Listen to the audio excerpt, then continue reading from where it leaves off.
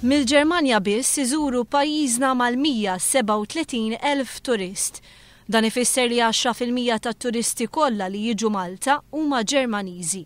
Waqt li indirizza l-ftuħ ta' konferenza l-aġenti tal-ivvjaġġar, il-Ministru għat-Turiżmu Carmenu Vella fakkar ukoll fl-40,000 turist Ġermaniż li kull sena jagħmlu użu mill-cruise liners u li jużaw il-port il-kbir bħala l-homeport. Il-Ministru saħaq li l-potenzjal li tista' toffri Malta fis-suq Ġermaniż huwa ferm aktar b'saħħtu, b'mod partikolari meta l-istaġun turistiku ikun wieħed baxx. Semma kif il-prodott turistiku Malti kapaċi jkun diversifikat biex jirnexxielu jattira ammont sostanzjali ta' turisti ta' tipi differenti. Mhux lanqas fejn jidħol is-suq Ġermaniż li kapaċi japprezza l-kultura u l-istorja rikka ta' Malta.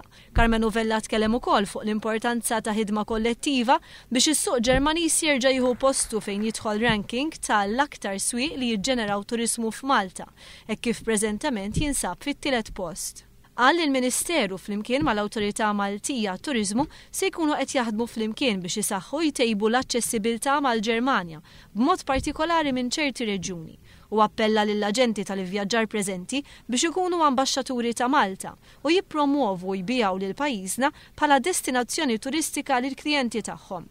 Il-konferenza f'Malta qed tara parteċipazzjoni rekord ta' aġenti tal-ivvjaġġar u operaturi turistiċi Ġermaniżi b'total ta' madwar 200. Preżenti għal ftuħ tal-konferenza kien hemm fost l-oħrajn il-Kap Eżekuttiv tal-Awtorità Maltija Turiżmu Josef Formosa Gawċi.